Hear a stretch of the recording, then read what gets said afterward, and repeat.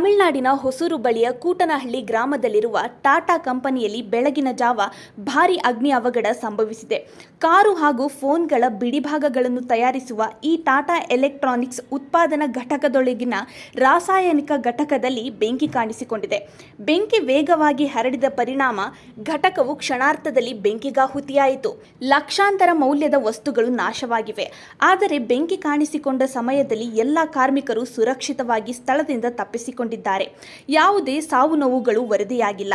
ರಾಯಕೋಟೆ ಮತ್ತು ದೇವನಕೋಟೆಯಿಂದ ಅಗ್ನಿಶಾಮಕ ದಳಗಳು ಸ್ಥಳಕ್ಕೆ ಧಾವಿಸಿ ಬೆಂಕಿ ನಂದಿಸುವ ಕಾರ್ಯದಲ್ಲಿ ತೊಡಗಿವೆ. 5ಕ್ಕೂ ಹೆಚ್ಚು ತಂಡಗಳು ಬೆಂಕಿ ನಂದಿಸಲು ಹರಸಾಹಸ ಪಡುತ್ತಿದ್ದು, ಪರಿಸ್ಥಿತಿಯನ್ನು ನಿಯಂತ್ರಣಕ್ಕೆ ತರಲು ಹೆಣಗಾಡುತ್ತಿವೆ.